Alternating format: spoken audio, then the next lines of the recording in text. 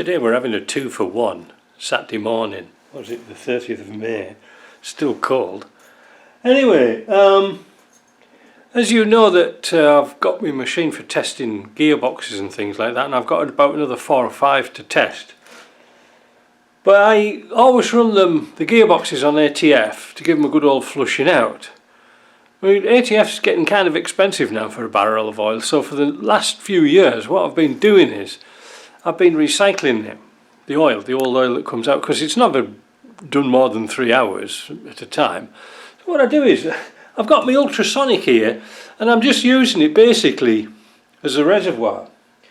And what I've got is, I've got a tap on here, and from the tap it goes to a gear pump here, and then to an oil filter down here, a screw-on filter.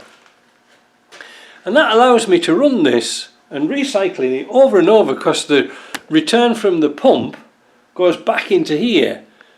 So it goes over and over and over again, getting picked up by the oil filter till it's nice and clean. It's not going to be spotless, but it's going to be pretty good.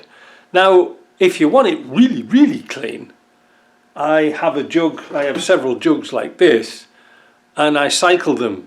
I don't mean I put them on a bike ride and cycle them, but I'll leave one out in the sun, if we ever do get any sun, and they'll clear out and a little bit of sediment will just land in the bottom. Then I decant that into another one. It's a right mess about, but it's good because ATF's a nice detergent. It cleans everything out, makes sure everything's nice and spotless in the box. So here we go, and I'll show you the system. Now, I haven't got the heater on in this setup. If I'm doing a lot of gear oil, which is clean gear oil, but you know, maybe has some contaminants in, I put the heater on, the ultrasonic.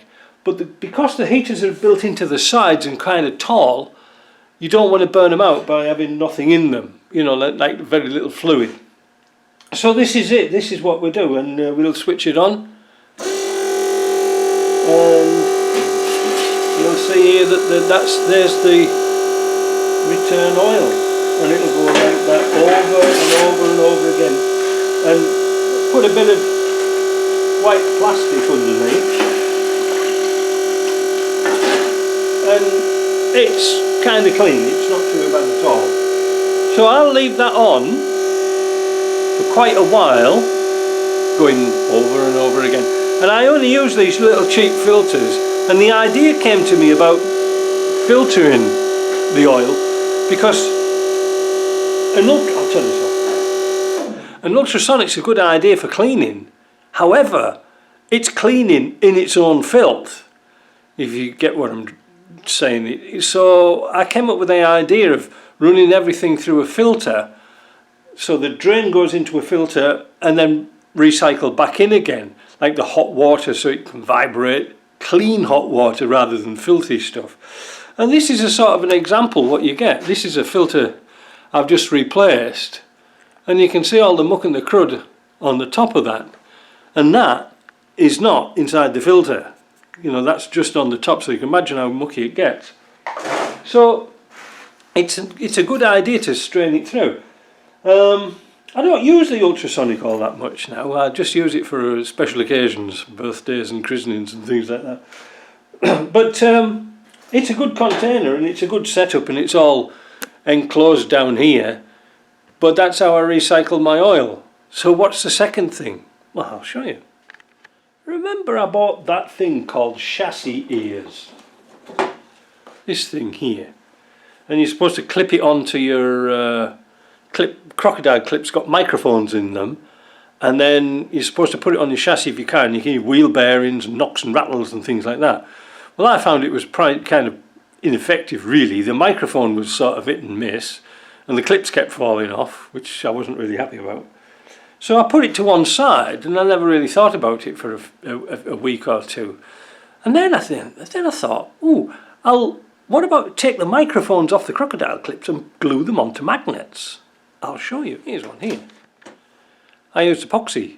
However, although I kept the plastic casing around the microphone here, I think epoxy got into the microphone and it wouldn't work. It was a great idea because you could stick them anywhere, but it didn't transfer any sound at all.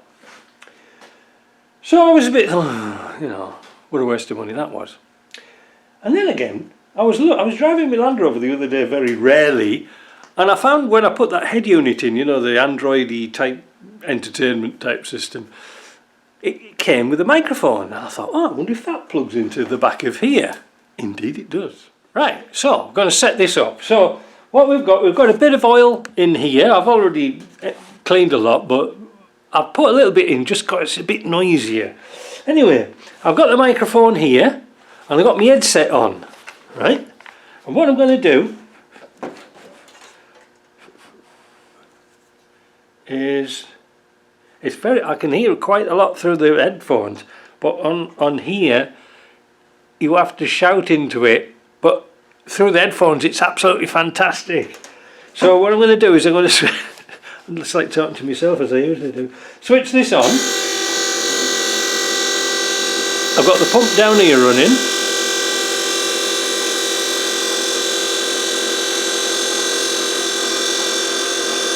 It's making a hell of a racket.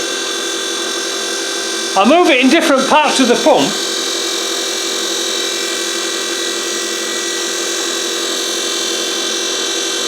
But there's the loudest. Wow, I'm impressed with that. Great success. So it wasn't really money wasted, but it's got to come in handy for something, for finding odd noises. But I think it's changing the microphone's got to work the best. Alright? I hope you like that. See you later.